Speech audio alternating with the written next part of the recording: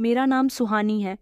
मैं एक मामूली सी लड़की थी जो अपने छोटे से परिवार, पिताजी और अपनी छोटी बहन के साथ एक सिंपल और सुकून की ज़िंदगी गुजार रही थी। हमारे घर में सुकून, हंसी और मोहब्बत का बसेरा था। पिताजी एक छोटा सा कारोबार करते थे, लेकिन फिर भी हम खुश थे। मेरी छोटी बहन सुनिधि से मैं बहुत प्यार करती थी। कभी सोचा भी नहीं था कि एक दिन मेरी ज़िंदगी में एक ऐसा तूफान आएगा जो सब कुछ बर्बाद कर देगा। हमारा घर शहर के पुराने मोहल्ले में था, जहां गलियों में बच्चों का शोर गूंजता रहता था। मेरे पिताजी अरुण वर्मा एक ईमानदार इंसान थे। उनकी उम्र 50 के करीब थी, लेकिन उनकी आंखों में हमेशा एक चमक रहती थी। वे एक छोटे से टेक्सटाइल यूनिट के मालिक थे, जहां वो कपड़ों की सिलाई करते और उन्हें बाजार में बेचा करते थे। उनका काम हमेशा से प्रॉफिट वाला रहा था। उनका सबसे बड़ा सपना मुझे और सुनिधि को अच्छी शिक्षा दिलवाना था। वो कहते थे कि शिक्षा ही वो अकेली दौलत है जो कोई छीन नहीं सकता। मैंने कॉलेज में एडमिशन लिया था और सुनिधि अब भी प्राइमरी स्कूल में पढ़ रही थी। मेरे पिताजी हमेशा कहते थे कि मेरी बेटियां मेरी ताकत है, मैं इनको पढ़ा लिखा कर दुनिया की सबसे बड़ी दौलत कमा लूँगा। हमारी माँ की मौत सुनिधि के जन्म के समय हो गई थी। फिर पिताजी ने हमें माँ और पिता दोनों का प्यार दिया। वो हमारी हर छोटी से छोटी ज़रूरत का ख्याल रखते और हमें कभी भी माँ की कमी महसूस नहीं होने दी। मैंने छोटी ही उम्र में घर के कामों में हाथ बटाना शुरू कर दिया था और सुनिधि की देखभाल भी करती थी। वो मुझसे पूरे 8 साल छोटी थी। वो दिन हमारी ज़िंदगी के सबसे खूबसूरत दिन थे, जब हम साथ बैठकर एक दूसरे के साथ कोई बात किया करते थे, खूब होश हुआ करते थे। एक दिन पिताजी जब घर में दाखिल हुए तो उनके चेहरे पर एक अजीब सी चमक थी। उन्होंने मेरी तरफ देखकर कहा कि सुहानी बेटा, आज मुझे एक बहुत बड़ा प्रोजेक्ट मिला है।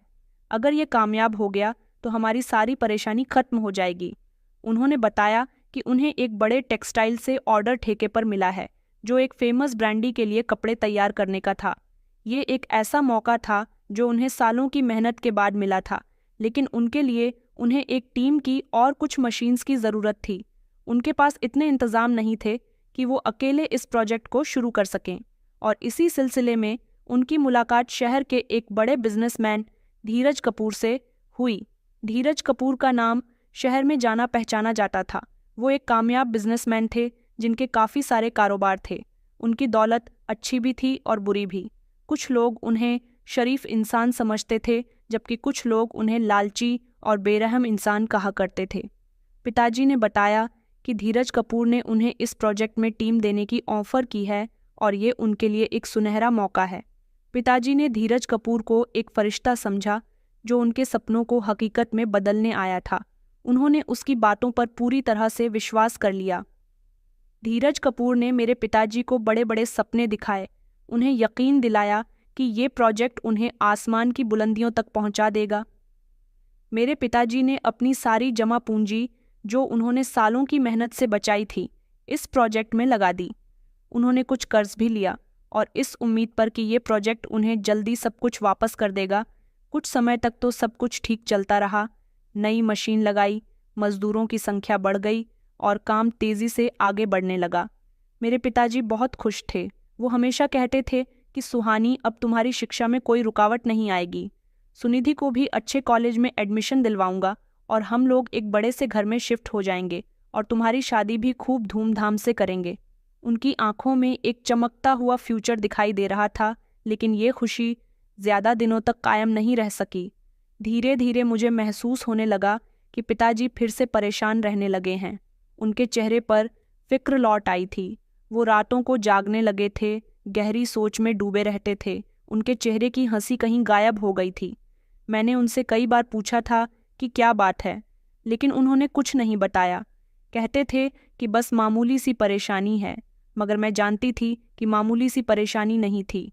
उनके चेहरे की परेशानी और उनकी उदास आंखें सब कुछ बता रही थीं। एक शाम जब पिताजी घर लौटे तो उनकी हालत बहुत ख़राब थी। उनके कपड़े बिखरे हुए थे और चेहरे पर सदमा था। वो सीधे सोफे पर जाकर बैठ गए। उनकी आंखों से आंसू निकलने लगे। ये देखकर मेरा दिल डर गया।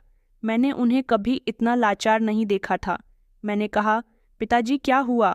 मैंने उन्हें कई बार सहारा देते हुए पूछा। मेरी आवाज़ में डर और परेशानी थी। फिर उन्होंने कांपती हुई आवाज में कहा कि बेटी, हम बर्बाद हो गए। धीरज कपूर ने हमारे साथ धोखा किया। मैंने कहा, क्या मतलब? उन्होंने कहा कि मुझे यकीन नहीं आ रहा था कि जो इंसान कुछ महीने पहले मुझे फरिश्ता नजर आ रहा था, वह ऐसा कैसे कर सकता है।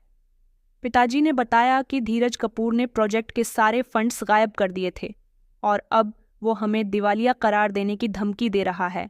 उसने न सिर्फ हमारे पैसे हड़प लिए बल्कि हमें कानूनी कार्यवाही में भी फंसा दिया था। मैं उसके जाल में बुरी तरह से फंस चुका हूँ। ये एक फ्रॉड था जिसकी प्लानिंग धीरज कपूर ने शुरू से ही कर रखी थी। उसने मेरे पिताजी का भरोसा जीतकर उन्हें बड़े सपने दिखाए और अब एक ही झटके में सब कुछ छीन लिया। पिताजी ने बताया कि उसने सारे डॉक्यूमेंट में हेराफेरी कर दी थी और अब कानून भी उसका साथ दे रहा है। ये खबर हम पर बिजली बनकर टूटी थी। मेरे पिताजी की सेहत दिन ब दिन गिरने लगी थी। वो बिस्तर पर पड़ गए और उन्हें डिप्रेशन ने घेर लिया। सुनिधि, जो भी छोटी थी, इस कंडीशन को समझ नहीं पा रही थी, लेकिन पिताजी की परेशानी देखकर खुद भी उदास रहने लगी थी। हमारे घर की रौनक गायब हो गई। खुशियों के बजाय अब गम और मायूसी ने जगह ले ली थी। मैंने पिताजी को तसल्ली दी और कहा कि हम जल्द ही इस मुश्किल से निकल जाएंगे। मैंने हर दरवाज़ा खटखटाया, हर तरह से कोशिश कर ली कि धीरज कपूर जैसे इंसान को कटघरे में लाया जाए, लेकिन उस जैसे ताकतवर इंसान के आगे हमारी कोई हैसियत नहीं थी। वो इतना ताकतवर था कि कोई हमारी मदद करने के लिए तैयार नहीं था। मुझे हर जगह से मायूसी का सामना करना पड़ा। पुलिस भी धीरज कपूर के दबाव में थी और हमारी एफआईआर भी सही तरीके से दर्ज नहीं की गई। हर जगह से यही जवाब मिलने लगा कि वो बहुत बड़ा आदमी है, उससे पंगा मत लो। मैंने अखबार में भी खबर छपवाने की कोशिश की, लेकिन धीरज कपूर ने मीडिया को भी खरीद रखा था। कोई भी उसके खिलाफ आवाज़ उठाने को तैयार नहीं था। मैं दिन रात रोती रहती थी, ऊपर वाले से मदद मांगती थी, लेकिन हालात दिन ब दिन बिगड़ती चले गए। हमारे पास खाने के भी पैसे नहीं थे, घर का किराया भी देना था। पिताजी की बीमारी बढ़ती जा रही थी और हमें उनके इलाज के लिए पैसों की ज़रूरत थी।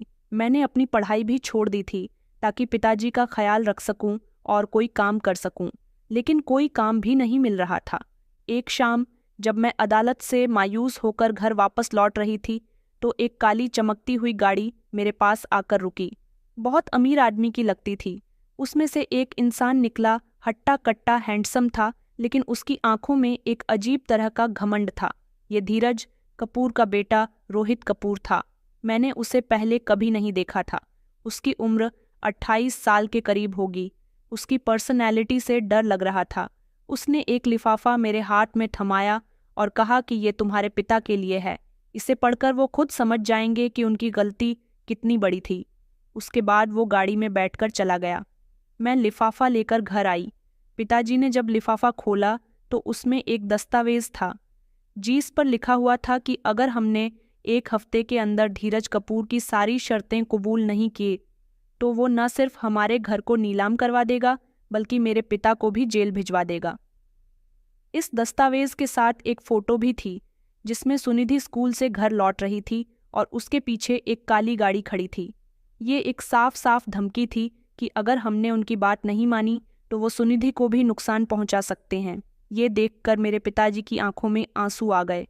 वो जानते थे कि अब उनके पास कोई रास्ता नहीं था। उनके चेहरे पर मायूसी छा गई। पिताजी तोड़ चुके थे।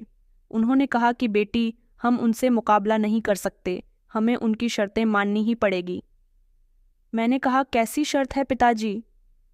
पिताजी की आंखों में आंसू थे जब उन्होंने कहा कि वो चाहते हैं कि तुम उनके बेटे रोहित से शादी कर लो। ये सुनते ही मेरे पैर उथले से ज़मीन निकल गई। मुझे लगा कि जैसे किसी ने मेरे सर पर ज़ोरदार हथौड़ा मार दिया हो। मैंने कभी सोचा भी नहीं था कि मेरी ज़िंदगी का फ़ैसला इस तरह किया जाएगा। मैंने इनकार किया। मैंने चिल्ला चिल्ला कर रोना शुरू कर दिया और कहा कि नहीं पिताजी, मैं ऐसा नहीं करूँगी। पिताजी ने मुझे समझाया कि ये हमारे बचने की अकेली उम्मीद है। अगर हमने ऐसा नहीं किया तो हम बर्बाद हो जाएंगे, साथ ही सुनिधि का फ्यूचर भी खतरे में पड़ जाएगा। पिताजी ने कहा कि मेरी सेहत बिगड़ जाएगी, बेटी, और मैं जेल चला जाऊंगा। इसके बाद तुम लोगों को कोई पूछने वाला भी नहीं होगा। उन्होंने कहा कि बेटी, मैं तुम्हें कुर्बानी देने को नहीं कह रहा हूँ, बल्कि ये हमारे परिवार को बचाने का इकलौता सहारा है। इसलिए मैंने अपने परिवार को बचाने के लिए अपनी कुर्बानी देने का फैसला कर लिया। मेरे दिल में कठिन सी बेचैनी थी, लेकिन मेरे पास कोई और रास्ता नहीं था।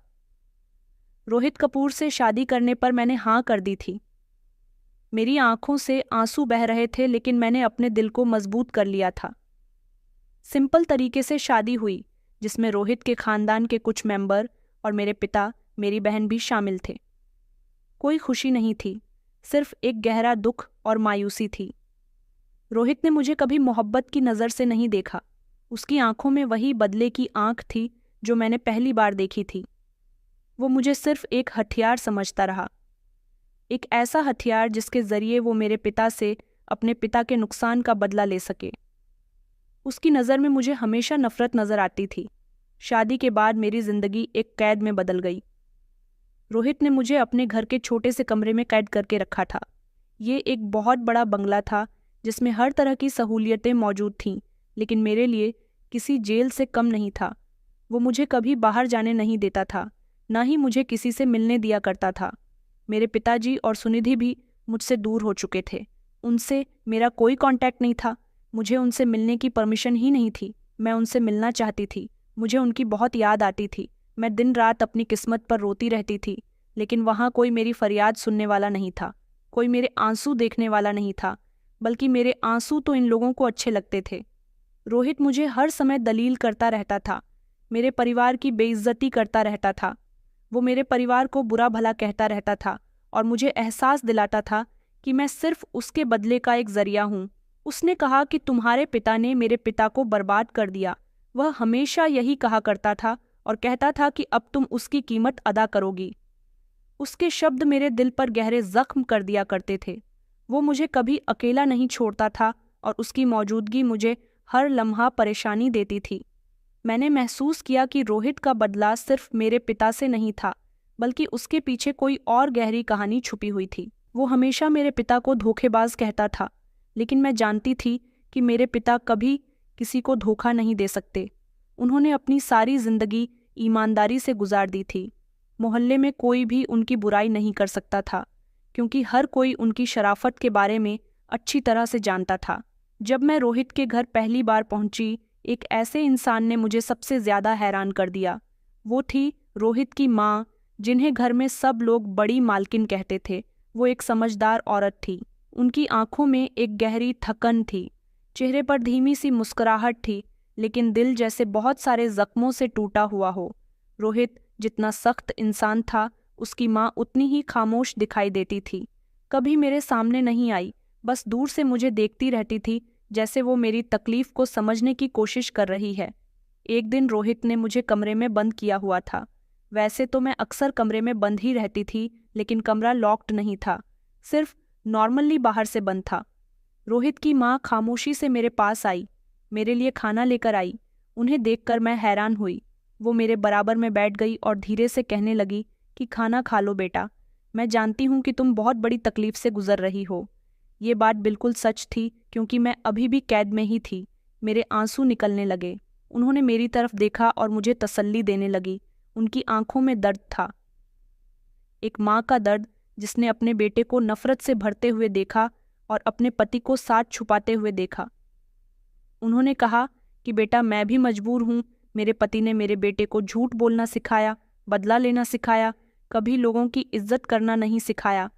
लेकिन बेटी, तुम रोहित को वो औरत बनकर हरा सकती हो जो उसे उसकी सच्चाई दिखाए, उसे आईना दिखाए, आवाज़ नहीं। ना जाने क्यों मुझे उस दिन पहली बार ऐसा लगा था कि वो मेरी सास नहीं, इस घर की मेंबर नहीं, बल्कि मेरे लिए एक हमदर्द, एक माँ बन गई है। उन्होंने न कभी मेरे लिए आवाज़ उठाई थी, न कभी मेरे खिलाफ खड़ी हुई थी, लेकिन हर लम्हा मेरा वजूद उनकी खामोशी से ढका रहा। उन्होंने अपने बेटे को कभी बुरा नहीं कहा। बुरा कहा तो सिर्फ अपने पति को, लेकिन वो रातों को अपने बेटे के कमरे के बाहर बैठकर आंसू जरूर बहाया करती थी। उन्होंने बेटे की जिंदगी अच्छी और मेरे जख्मों को, मेरी तकलीफ को महसूस किया। वो काफ़ी पढ़ी लिखी थी और एक इज्जतदार फैमिली से बिलोंग करती थी। उन्होंने धीरज कपूर से अपनी मर्जी से, यानी कि मोहब्बत से शादी की थी। वो समझती थी कि उन्हें एक ऐसा पति मिला है जो उनके सपनों को पूरा करेगा, लेकिन शादी के कुछ सालों के बाद में ही उनके पति का असली चेहरा उनके सामने आ गया था, जो कि काफ़ी बेरहम था, खुद गर्ज था, सिर्फ अपना फ़ायदा देखना जानता था। रोहित की माँ ने अपने पति की बेवफाई, जुल्म भरे बिहेवियर और दौलत की हवस को खामोशी से बर्दाश्त किया, और बर्दाश्त करने की सिर्फ एक ही वजह थी, मोहब्बत की शादी, जिस वजह से उन्होंने सब कुछ सहा। रोहित उनका इकलौता बेटा था, जिसे वो समझदार और ईमानदार इंसान बनाना चाहती थी, भलाई के रास्ते पर चलने वाला इंसान बनाना चाहती थी। लेकिन उसके पिता ने बचपन से ही अपने बेटे के दिल में नफरत और बदला ताकत की जुबान भर दी थी। रोहित की माँ ने कई बार रोहित को गलत काम करने से रोका भी था, उसे समझाया था, लेकिन वो अपनी माँ की बात ज्यादा नहीं सुनता था, अपने पिता की बात पर ध्यान दिया करता था। वह अपने पिता की सख्ती से इम्प्रेस होता था, इसलिए उसकी माँ खामोशी से तमाशा बनकर रह गई। एक ऐसी माँ जो अपनी ममता से बेटे को बचा ना सकी, और एक ऐसी पत्नी जो हर रात अपने पति के झूठ और धोखाधड़ी पर आंखें बंद करती, सब कुछ जानकर भी अनजान बनने की कोशिश करती। सिर्फ अपने पति की खातिर उनके दिल में ढेर सारे जख्म भरे हुए थे, लेकिन हमेशा उन्होंने अपने होंठ खामोश रखे। मैंने रोहित के घर में रहते हुए भी चुपचाप सारी इन्फॉर्मेशन इकट्ठी कर ली थी। ये मेरे लिए आसान नहीं था, क्योंकि इस घर में हर तरफ नौकर थे। मुझे सिर्फ कमरे में रखा जाता था, और सिर्फ कमरे में रहकर सारी इन्फॉर्मेशन इकट्ठी करना मेरे लिए कोई आसान काम नहीं था। इतने पर भी रोहित की कड़ी निगरानी थी। उसने कमरे में कैमरे भी लगवा रखे थे, ताकि वो मेरी हर हरकत पर नज़र रख सके। लेकिन मैंने हिम्मत नहीं हारी। मैंने एक दिन मौका देखकर जल्दी से कमरे से बाहर निकलना बेहतर समझा, और मैं खामोशी से रोहित के स्टडी रूम में दाखिल होने की कोशिश करने लगी जब वो बाहर गया हुआ था। फाइनली जैसे ही मैं स्टडी रूम तक पहुंच गई थी, वहां मुझे एक पुराना अखबार मिला जो रोहित के स्टडी रूम में पड़ा था। उसमें धीरज कपूर के कारोबार में होने वाले एक बड़े नुकसान के बारे में बताया गया था। इस खबर में मेरे पिता का नाम कहीं भी शामिल नहीं था। ये बात मुझे हैरान कर गई कि अगर मेरे पिता ने उन्हें धोखा नहीं दिया था, तो फिर रोहित मुझसे किस बात का बदला ले रहा है। इस घर में एक पुरानी और बूढ़ी नौकरानी भी थी, जिसका नाम मानसी था। वो बहुत ही अच्छी और नरम दिल इंसान थी। उसकी उम्र लगभग 65 साल के करीब होगी, और वो कई सालों से इस बंगले में काम कर रही थी। उसकी आंखों में मैंने अपने लिए हमदर्दी देखी थी। वो हमेशा मुझे अकेले में देखकर तसल्ली दिया करती, और मुझे चुपचाप आकर खाना भी खिलाया करती थी। मैंने एक दिन उसे अपनी पूरी कहानी सुनाई और उससे धीरज कपूर के बारे में पूछा। उसने गहरी सांस ली, फिर कहने लगी कि बेटी, ये बहुत पुरानी बात है। धीरज कपूर का कारोबार एक बहुत बड़े फ्रॉड में शामिल था, जिसकी वजह से उन्हें बहुत बड़ा नुकसान भी हुआ था। आगे उन्होंने बताया कि ये फ्रॉड उनके अपने ही कुछ करीबी लोगों ने किया था, जिन्होंने पहले भी कई बार धीरज कपूर को धोखा दिया था। तुम्हारे पिता अरुण वर्मा उस समय तो धीरज कपूर के साथ काम भी नहीं कर रहे थे, बल्कि उन्होंने तो धीरज कपूर के इस फ्रॉड से बचने की बहुत कोशिश की थी। उन्हें कुछ ज़रूरी बातें भी पता थीं, लेकिन धीरज कपूर ने उनकी बात नहीं सुनी। उसने तुम्हारे पिता की ईमानदारी पर शक किया, तुम्हारे पिता को अच्छा नहीं समझा और उन्हें अपना दुश्मन समझ लिया। बाद में जब उन्हें नुकसान हुआ तो उन्होंने सारा इल्ज़ाम जानबूझकर तुम्हारे पिता पर डाल दिया। मानसी मौसी ने आगे बताया कि धीरज कपूर ने ही सब कुछ अपने बेटे रोहित से छुपाया हुआ है, और उसे यही बताया था कि अरुण वर्मा ने उन्हें धोखा दिया है, और सब कुछ किया धराबी अरुण वर्मा का ही है। तभी तो तुम्हारा पति तुम्हारे पिता से इतनी नफरत करता है, क्योंकि वह अपने पिता के नुकसान का सारा दोषी तुम्हारे पिता को समझता है। ये सुनकर तो मेरे होश उड़ गए। मैंने कहा, तो फिर रोहित मुझसे बदला क्यों ले रहा है? मुझे ये बात समझ नहीं आ रही थी, इसलिए मैंने मानसी मौसी से ये सवाल पूछा कि क्या रोहित को ये सब पता है। उन्होंने कहा कि नहीं बेटा, मैं तुम्हें यही तो बताने की कोशिश कर रही हूँ कि रोहित के पिता ने उसे सब कुछ गलत बताया, और वो इस दुनिया में सबसे ज़्यादा अपने पिता पर भरोसा करता है। ये अंधविश्वास है तुम्हारे पति को लगता है। मैंने कहा, रोहित को लगता है कि उसके पिता को मेरे पिता ने धोखा दिया, जबकि हकीकत इससे बिल्कुल अलग थी। मानसी मौसी ने आगे बताया कि धीरज कपूर ने रोहित के दिल में ये बात बिठा दी थी कि अरुण वर्मा ने उन्हें बर्बाद किया है, ताकि रोहित उसके बदले का हिस्सा बन सके। अरुण वर्मा से डटकर बदला ले सके। ये तो कहानी का एक बहुत बड़ा मोड़ था। इस कहानी में अब मेरा मकसद सिर्फ अपनी आज़ादी हासिल करना था, क्योंकि अब मेरी समझ में सब कुछ आ चुका था। यहाँ तक कि रोहित को भी हकीकत का सामना करवाना था। मैं जानती थी कि ये सब मेरे लिए आसान नहीं होगा, क्योंकि वो एक ज़िद्दी और घमंडी इंसान है और अपने पिता पर अंधविश्वास करता है।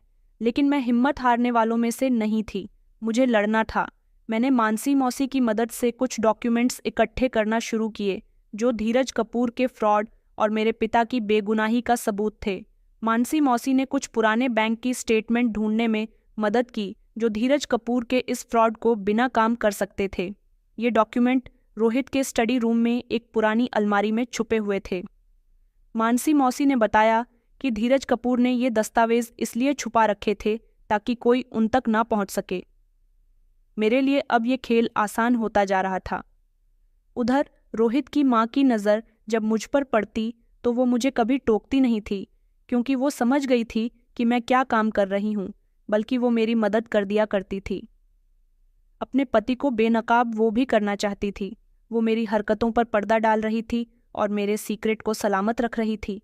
एक दिन रोहित ने मुझे अपने साथ एक बड़ी पार्टी में चलने के लिए कहा। मैंने इनकार नहीं किया, लेकिन उसने मुझे धमकी दी कि अगर मैंने उसकी बात नहीं मानी तो वो मेरे पिता और मेरी बहन को नुकसान पहुंचाएगा। उसने गुस्से में कहा कि तुम्हें क्या लगता है कि मैं तुम्हें आज़ाद कर दूंगा? ऐसा नहीं हो सकता। मेरी जान, तुम यहाँ से भाग नहीं सकती। अब तो तुम्हारी असली आजमाई शुरू हुई है। तुम मेरी कैद में हो और तुम्हें वैसा ही करना होगा जैसा मैं तुम्हें कहूँगा। मैं उसकी बात खामोशी से सुनती रही।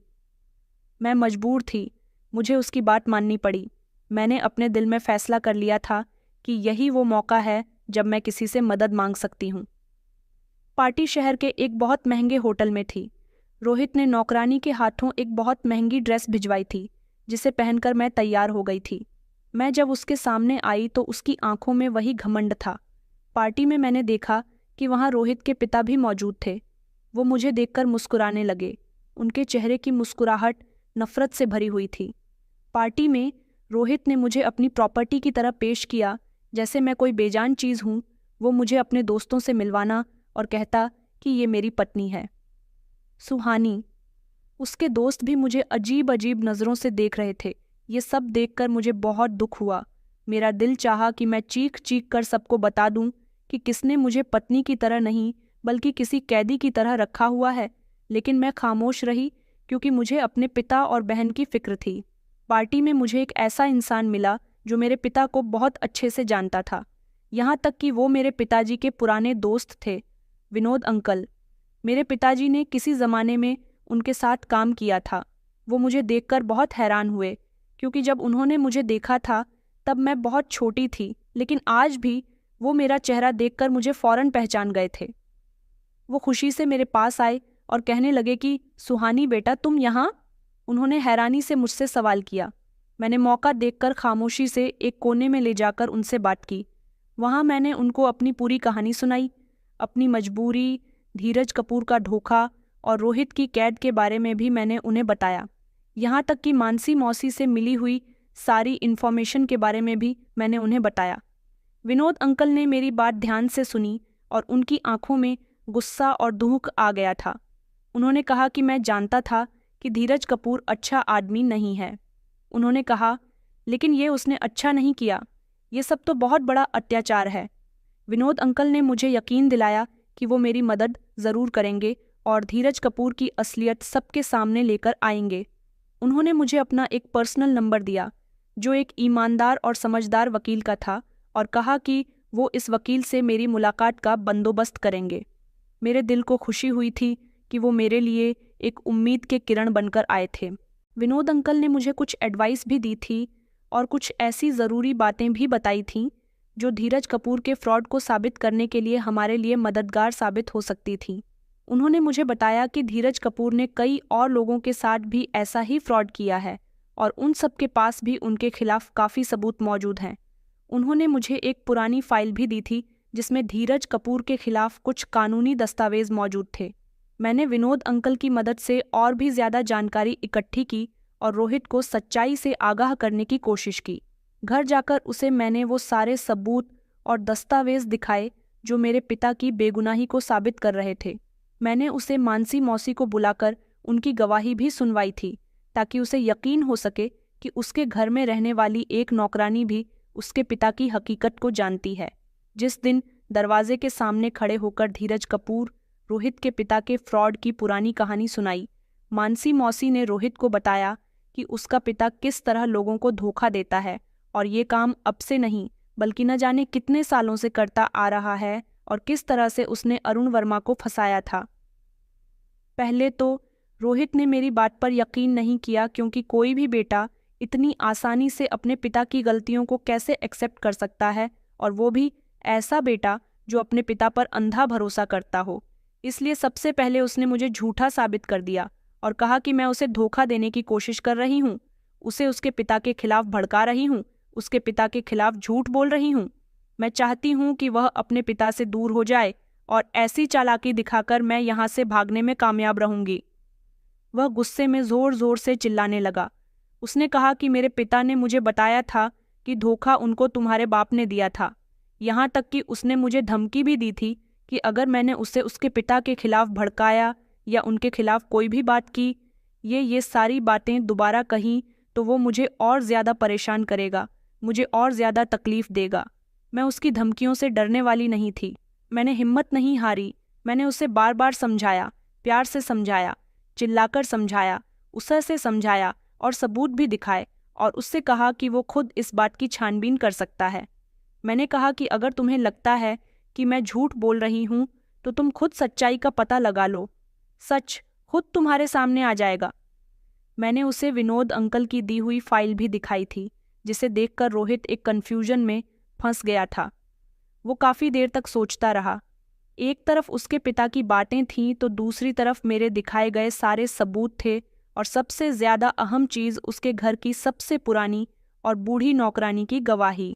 वो नौकरानी जिसने कभी इस घर के लोगों के साथ गद्दारी नहीं की, हमेशा ईमानदारी से काम किया, तो फिर आज वो उसके पिता के खिलाफ कितने सालों बाद कुछ ऐसी बातें बता रही थी जिन्हें सुनना और समझना रोहित के लिए बहुत ज़रूरी था।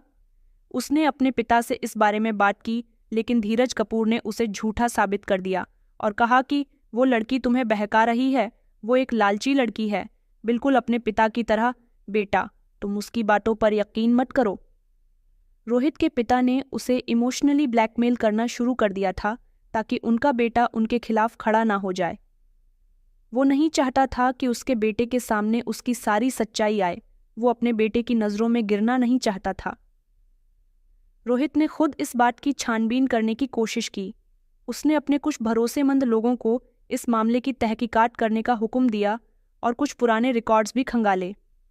बैंक की स्टेटमेंट चेक किए और उनकी डिटेल्स भी निकलवाई, और उन लोगों से बात की जिनका नाम उसके पिता ने लिया था। उसने खुफिया तौर पर अपने पिता के पुराने नौकरों से भी बातचीत की, जिन्होंने रोहित को उसके पिता के खेल के बारे में सारी डिटेल बताई। और भी बहुत सारी ऐसी बातें थीं जिसे सुनकर रोहित हैरान रह गया। जैसे जैसे हकीकत उसके सामने आ गई, उसका बिहेवियर सख्त होता गया। उसकी आंखों में नफरत की आग थी, जो कि अब धीरे धीरे पछतावे और शर्मिंदगी में बदलने लगी। उसे एहसास हुआ कि उसने एक बेगुनाह लड़की को अपने बदले का निशाना बनाया। एक दिन वो मेरे कमरे में आया। मैंने जब उसके चेहरे को देखा तो अंदाज़ा लगा लिया था कि आज उसके चेहरे पर वो घमंड नहीं है जो हमेशा होता था। वो मेरे सामने बैठकर मुझसे माफ़ी मांगने लगा, लेकिन मेरे दिल में जो जख्म थे वो इतनी आसानी से भरने वाले नहीं थे। वो फिर से अगले दिन मेरे पास आया और फिर से हाथ जोड़कर मेरे सामने खड़ा था, और आज तो उसकी आंखों में आंसू भी थे। शर्मिंदा होते हुए कहने लगा कि मुझे माफ़ कर दो सुहानी, मुझे नहीं पता था कि मेरा पिता इतना बड़ा धोखेबाज है। मैं तो हमेशा उन्हें एक ईमानदार इंसान समझता रहा, और उन्होंने मुझे जैसा कहा मैं उनकी बातों पर आंखें बंद करके विश्वास करता रहा। मगर अब मुझे एहसास हुआ है कि उनकी गलती की खातिर मैंने तुम्हें बहुत तकलीफ दी, मैंने तुम्हारी ज़िंदगी बर्बाद कर दी है। मैंने उसकी तरफ ध्यान से देखा तो मुझे उसकी आंखों में सच्चाई नजर आई, लेकिन मेरा दिल अभी भी जख्मों से भरा हुआ था। मैं पुरानी बातों को इतनी आसानी से नहीं भूल सकती थी। मैंने कहा, अब माफ़ी मांगने से क्या होगा? रोहित, तुमने मेरी जिंदगी बर्बाद कर दी है, मुझे कहीं का नहीं छोड़ा। उसने कहा कि हाँ, मैं इस पर बहुत शर्मिंदा हूँ और मैं अच्छे से जानता हूँ, लेकिन मैं तुम्हें भरोसा दिलाता हूँ कि मैं अपने पिता की सच्चाई सबके सामने ज़रूर लेकर आऊँगा और तुम्हें इस कैद से आज़ाद कर दूंगा। मैं तुम्हारे पिता और तुम्हारी बहन को भी वापस ले आऊँगा। धीरज कपूर को उसके कर्मों की सज़ा दिलवाऊंगा। मैं अपनी सारी जिंदगी तुम्हारे कदमों में गुजार दूंगा। मैंने कहा, मैं तुम्हारी बातों पर भरोसा तब करूंगी जब तुम अपने इन मुंह से निकले हुए शब्दों को पूरा करोगे। रोहित ने अपने पिता के खिलाफ सबूत इकट्ठे करने शुरू कर दिए थे और उन्हें अदालत में पेश भी कर दिया। एक बहुत बड़ा घोटाला बन गया। मीडिया ने इस खबर को बढ़ा चढ़ाकर बताया। इस खबर को खूब उछाला गया। मेरे ससुर यानी कि धीरज कपूर को अरेस्ट कर लिया गया और उन पर धोखाधड़ी, फ्रॉड, ब्लैकमेलिंग के इल्ज़ाम लगाए गए। अदालत में रोहित ने मेरे हक में गवाही दी और सारी हकीकत सब लोगों के सामने बयान की। उसने अपने पिता के सारे जुर्म का पर्दा अदालत के सामने फाश कर दिया था। धीरज कपूर को सज़ा सुना दी गई थी। उस आदमी को अपने बेटे से ऐसी उम्मीद नहीं थी। उसे तो विश्वास ही नहीं हो रहा था कि मैं इतने सारे सबूत इकट्ठे करके उसके बेटे को दे सकती हूँ, यहाँ तक कि वो भी अपने पिता के खिलाफ जा सकता है। उसी के बेटे ने उसको अरेस्ट करवाया और आज वही अदालत में उसके खिलाफ गवाही दे रहा था। ये इंसाफ की जीत थी जिसके लिए मैंने बहुत मेहनत की थी। एक दिन रोहित मेरे पास आया। नॉर्मली वे कमरे में लेटी हुई थीं। उसने कहा, सुहानी, अगर तुम चाहो तो मैं तुम्हें इस रिश्ते से आज़ाद कर सकता हूँ, क्योंकि मैं नहीं चाहता कि तुम इस चाहे रिश्ते में कैदी बनकर रहो। मैंने उसकी तरफ देखा। उसकी आंखों में कुछ अजीब सा था, कुछ ऐसा जो दिल को उसकी तरफ अट्रैक्ट कर ले। उसने कहा कि तुम कुछ दिन अपने घर पर चली जाओ, अच्छी तरह से सोच विचार कर लो, जो तुम्हारा फैसला होगा मुझे मंजूर होगा। वो दरवाज़ा खोलकर कमरे से बाहर जाने लगा और फिर पलटा। कुछ सेकंड के लिए मैंने अपने वजूद पर उसकी नज़रें महसूस की। फिर उसने कहा कि एक बात हमेशा याद रखना, मैं तुम्हारे साथ हूँ। हर मुश्किल समय में तुम जब भी मुझे पुकारोगी अपने साथ खड़ा पाओगी। मुझे उसकी बातों पर यकीन आने लगा था, लेकिन अब मुझे अपने घर जाना था। इस कैद से आज़ाद होना था, अपने पिता और बहन से मिलना था। मैंने अपना बैग तैयार किया और पिता के घर जाने के लिए गेट से निकलने लगी। तो एक इंसान जिसे मैंने अपने जाने की वजह बताई थी, वो थी सिर्फ मानसी मौसी, क्योंकि उनसे मुझे एक अजीब सी अटैचमेंट हो गई थी। उन्होंने अपनी आंखों में आंसू लेकर मुझे विदा किया। वक्त गुजरता गया। रोहित ने मुझसे कोई कांटेक्ट नहीं किया। मुझे भी यकीन हो गया था कि शायद वो सच में बदल गया है। फिर एक दिन मेरे मोबाइल पर रोहित का मैसेज आया। रोहित ने मुझे अपने पुराने घर बुलाया। उसने मुझसे कहा कि वो मुझसे कुछ ज़रूरी बात करना चाहता है। उसने कहा कि एक नया प्रोजेक्ट है जो कि मैंने शुरू किया है और मैं चाहता हूँ कि तुम इसमें मेरी मदद करो। मैं हिचकिचाई, लेकिन उसने कसम खाई कि वो मुझे नुकसान नहीं पहुँचाएगा। उसने कहा कि वो सिर्फ मेरा एक्सपीरियंस और एडवाइस लेना चाहता है। मैं उसकी बात पर यकीन करके उसके घर चली गई। वो मुझे कमरे में ले गया जो इससे पहले मैंने कभी नहीं देखा था। वो एक बड़ा और अजीब सा कमरा था जिसमें अजीबो-गरीब सामान रखा हुआ था। कमरे में पूरी तरह से खामोशी थी और इसमें एक अजीब सी बदबू फैली हुई थी। रोहित का चेहरा भी थोड़ा अजीब लग रहा था। उसकी आंखों में एक बार फिर वही पुरानी चमक थी जो मुझे डरा रही थी। उसने कहा कि सुहानी, तुम्हें क्या लगता है कि मैं तुम्हें इतनी आसानी से छोड़ दूंगा?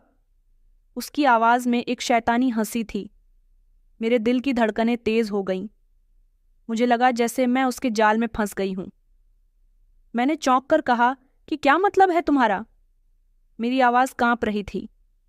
उसने मेरे बाजू पकड़ते हुए कहा, क्या कहा था तुम्हारे पिता ने? हमारे घर की औरतें बहुत शरीफ हैं। अब मज़ा आएगा जब मेरे कुत्ते तुम्हारी इज्जत लूटेंगे। ये सुनते ही मुझे डर लगने लगा। मैं कांपने लगी। मेरे होश उड़ गए। मैंने उसे देखा। उसकी आंखों में वही पुरानी नफरत और बदले की आग भड़क रही थी, जैसे मैं एक भयानक सपना देख रही हूं। मैंने पीछे हटने की कोशिश की, लेकिन वो मेरे करीब आ गया। उसके चेहरे पर एक शैतानी मुस्कुराहट थी। उसने एक जोरदार सीटी मारी तो उसके 2 खतरनाक कुत्ते कमरे में आए और उनके इशारे पर मेरे शरीर के कपड़े नोचने लगे। ये कुत्ते बहुत बड़े बड़े और डरावने थे। मैं उनको देखकर डर रही थी। उसने उनको इशारा दिया। जब वो कुत्ते मेरे ऊपर हमला करने लगे, मैं ज़ोर ज़ोर से चिल्लाने लगी, रोने लगी। वो ज़ोर ज़ोर से भौंक रहे थे। मैं भाग रही थी तो वो मेरे पीछे पीछे आ रहे थे। कभी वो मेरे शरीर पर वार करते तो कभी मेरे कपड़ों को फाड़ रहे थे। हाथ जोड़कर उसके आगे रिक्वेस्ट कर रही थी कि प्लीज़ इनको रोक लो।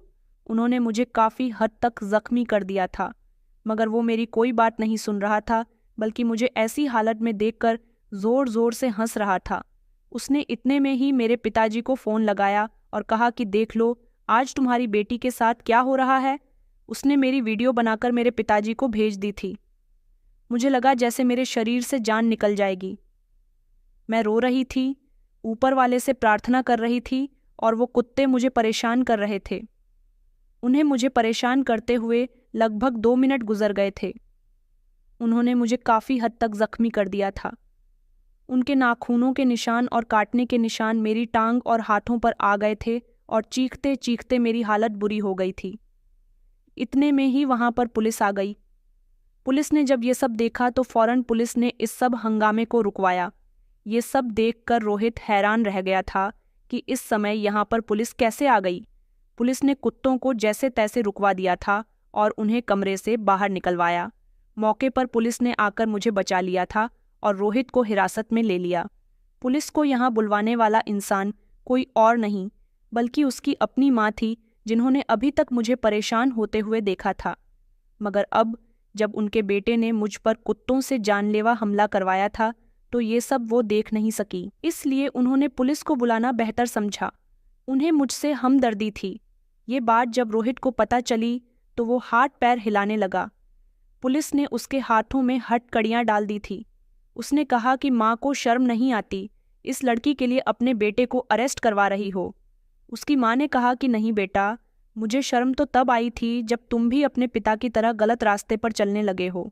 मैंने हमेशा तुम्हें एक ईमानदार इंसान बनाने की कोशिश की, मगर तुम अपने पिता से भी आगे निकल चुके हो कि तुम्हारे पिता जेल में हैं। मैंने आज तक कभी तुम लोगों से कुछ नहीं कहा, सब कुछ खामोशी से देखती रही, लेकिन अब इस घर में वैसा ही होगा जैसा मैं चाहूँगी। मैं तुम लोगों की मनमानी अब और बर्दाश्त नहीं कर सकती। अपनी माँ की बातें सुनकर रोहित को अपनी गलती का एहसास हुआ था, क्योंकि अब उसके ऊपर से उसके पिता का हाथ हट गया था और माँ उसके खिलाफ थी, इसलिए वो जानता था कि अब वो नहीं बच सकेगा। उसने मुझसे और अपनी माँ से माफ़ी मांगने की कोशिश की, लेकिन अब उसकी कोशिश बेकार थी, क्योंकि मैं उसे माफ़ नहीं कर सकती थी। इस बार उसकी आवाज़ में सच्चाई और पछतावा था। उसे लगा था कि मैंने उसे बताया है, क्योंकि वो जेल में अपने पिता से मिलने गया था, जिसने अभी तक अपने जुर्म कबूल नहीं किया था। वो अभी भी यही कह रहा था कि वो लड़की झूठ बोल रही है।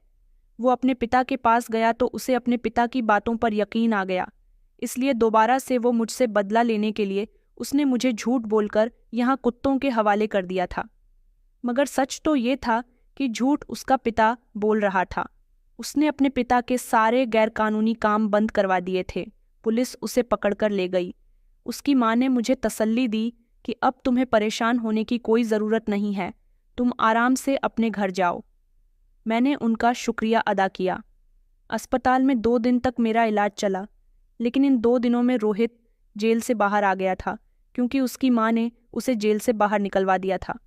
उनका कहना था कि उनका बेटा सुधर गया, सच में अपनी गलती एक्सेप्ट कर रहा है, उसे माफ़ कर दो। मगर मैं इतनी आसानी से माफ़ नहीं कर सकती थी। मैं अपने पिताजी और अपनी बहन के साथ रह रही थी। कई दिन गुजर गए। एक दिन रोहित के बारे में पता चला कि उसने गरीबों के लिए काफ़ी सारी सहूलियतों का बंदोबस्त किया है। वो काफ़ी सुधर गया है। अब लोग उसे अच्छे इंसान के तौर पर जानने लगे हैं। वो कुछ दिनों बाद अपनी माँ के साथ मेरे घर आया। उसने अपनी माँ से अपनी गलतियों की माफ़ी मांग ली थी, मुझसे भी माफ़ी मांग रहा था। उसने कहा कि मुझे माफ़ कर दो सुहानी, मैं जानता हूँ कि मैं माफ़ी के लायक नहीं हूँ, लेकिन मैं सच में अब बदल चुका हूँ। उसकी माँ कुछ नहीं बोली। उन्होंने अपने बेटे से कहा कि जब भी तुम्हें माफ़ करेगी तभी तुम्हारी माफ़ी पूरी होगी। मगर मैंने उसे माफ़ नहीं किया।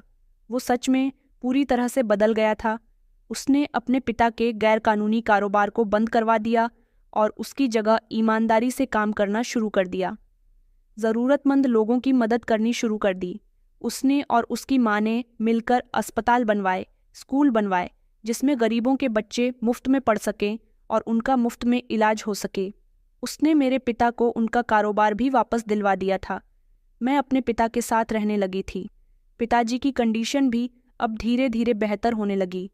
मैंने महसूस किया कि उसे सच में पछतावा है। उसने मुझे कभी मजबूर नहीं किया था कि मैं उसे माफ़ करूं या उसके साथ रहूं। उसने मुझे पूरी आज़ादी दी कि मैं अपनी ज़िंदगी के फैसले खुद से करूं। इसी तरह से 1 साल गुजर गया था। मैंने अपनी पढ़ाई दोबारा से शुरू कर दी थी और एक अच्छी नौकरी हासिल कर ली। मेरी बहन भी बड़ी हो गई थी और अपनी शिक्षा में बहुत अच्छी थी। मेरे पिताजी की तबीयत भी पूरी तरह से ठीक हो गई थी और वो अपने कारोबार को दोबारा कामयाबी से चला रहे थे। रोहित ने इस दौरान कभी शादी नहीं की। उसकी माँ भी 1 साल पहले उसके साथ मेरे घर आई थी। उसके बाद मेरा कभी उनसे सामना नहीं हुआ। वो अपनी ज़िंदगी को अच्छाई और सेवा में गुजार रहा था। वो अक्सर हमारे घर आता था, मेरे पिताजी से मिलता था और मेरी बहन के साथ बातें करता था। उसने मुझे कभी ये एहसास नहीं दिलवाया कि वो मुझसे कुछ कहना चाहता है। उसके बिहेवियर में मेरे लिए इज्जत और पछतावा था। मैंने देखा था कि वो सच में बदल गया है। उसकी आंखों में अब वो घमंड नहीं था, बल्कि एक नरमी थी। उसने मेरे पिता के कारोबार को इतना बढ़ा दिया था कि अब हम फाइनेंशियली तौर पर मजबूत हो चुके थे, लेकिन मेरे दिल में कमी थी। वो जितना भी अच्छा हो गया था, उसने मेरे साथ जो किया वो बर्दाश्त के काबिल नहीं था। एक दिन मेरे पिताजी ने मुझसे रोहित के बारे में बात की। उन्होंने कहा कि सुहानी रोहित पहले से बदल गया है। उसने अपनी गलतियों की माफ़ी मांग ली है। उसने तुम्हारी और हमारे परिवार की बहुत मदद की। मैंने उनकी बात सुनी और सोचने लगी। मैंने रोहित को सच में बदलते हुए देखा था। वो एक अच्छा इंसान बन गया था। लेकिन फिर भी मैंने पिताजी को मना कर दिया कि मैं फ़िलहाल इस रिश्ते को दोबारा जोड़ने के लिए तैयार नहीं हूँ। लेकिन रोहित ने अपनी कोशिशें जारी रखीं। पिताजी बीमार होते तो वो उन्हें अस्पताल ले जाता। सुनिधि का कोई काम होता तो वो उसे सबसे पहले किया करता था। एक दिन अचानक दरवाजे पर दस्तक हुई। पिताजी कमरे में लेटे हुए थे। मैं दरवाज़ा खोलने के लिए गई तो दरवाजे पर रोहित की माँ खड़ी हुई थी। आज उन्हें इतने टाइम की बात देखकर मैं बहुत होश हुई थी। मैंने उनका आशीर्वाद लिया। उन्होंने मुझे गले से लगा लिया और प्यार किया। कहने लगी कि बेटा, मुझे तुम्हारी बहुत याद आ रही थी। मैंने उन्हें घर के अंदर बुलाया। पिताजी भी उन्हें देखकर हैरान रह गए, क्योंकि वो बहुत समय के बाद यहाँ आई थी। मैंने उन्हें पानी पिलाया। उनके हाल चाल पूछने के बाद उन्होंने एक ज़रूरी बात शुरू की। उन्होंने कहा कि बेटा, मैं जानती हूँ कि तुम्हारे साथ पिछले समय में बहुत कुछ गलत हुआ, लेकिन अब मैं तुम्हें इज्जत से अपनी बहू बनाना चाहती हूँ। तुम्हारे सारे सपने पूरे करना चाहती हूँ। मैंने उनकी तरफ देखा और बस इतना कहा कि इतना सब हो जाने के बाद भी आपको लगता है कि मैं दोबारा उस घर में जाऊंगी? उन्होंने मेरी तरफ देखा और मेरे सर पर हाथ रखकर कहने लगी कि मैं जानती हूँ तुम्हारे साथ जो कुछ भी हुआ बहुत बुरा हुआ, मगर अब मैं अपने बेटे की हमदर्दी करने के लिए आई हूँ, क्योंकि मैंने उसको बदलते देख लिया। अब वो वैसा नहीं रहा जैसा तुम उसे समझती हो। उसने अपनी सारी गलतियों की माफ़ी मांग ली है और उन्हें सुधार भी लिया है। वो रात को अकेले में बहुत रोता है, तुम्हें याद करता है, तुम्हें मांगता है। मैं तुमसे वादा करती हूँ कि वो अब तुम्हें कभी कोई तकलीफ नहीं देगा। उन्होंने मेरे सामने हाथ जोड़ते हुए कहा, बस बहू, घर वापस चलो। मेरे बेटे की जिंदगी में रंग भर दो। ये एक माँ की रिक्वेस्ट है। इतना कहते हुए वो रोने लगी। मैंने उनके हाथ थाम लिए। मेरा दिल फैसला कर चुका था कि मैंने उनकी बात मान ली है। एक माँ को खाली हाथ लौटाना मेरे बस में नहीं था। मेरे दिल में भी रोहित के लिए इज्जत पैदा हो चुकी थी। मैंने उसे माफ़ कर दिया था। मैंने अपनी ज़िंदगी में सुकून और खुशी दोबारा हासिल कर ली थी। एक शाम जब रोहित हमारे घर के दरवाजे पर आया तो उसके चेहरे पर खुशी और सुकून था। उसने मेरे पिताजी से दोबारा से इज्जत से मेरा हाथ मांगा और कहा कि मैं सुहानी से दोबारा इज्जत से और धूमधाम से शादी करना चाहता हूँ, ताकि मेरी पत्नी के दुल्हन बनने के सपने पूरे हो सके। उसने मेरे पिताजी से वादा किया था कि वो सारी जिंदगी मुझे बहुत खुश रखेगा और अब मुझे कोई तकलीफ नहीं देगा। उसने कहा कि वो मुझे कभी मजबूर नहीं करेगा, मुझे तंग नहीं करेगा और मुझे परेशान नहीं करेगा। अगर मुझे कभी ऐसा लगता है कि वो मुझे परेशान करता है तो मैं उसे खुशी खुशी छोड़कर चली जाऊंगी और वो मुझे रोकेगा भी नहीं। उसकी बातें सुनकर मुझे हंसी आने लगी थी। मैं उसके साथ जाने के लिए तैयार हो गई। फिर हम दोनों की इज्जत से और धूमधाम से शादी हुई।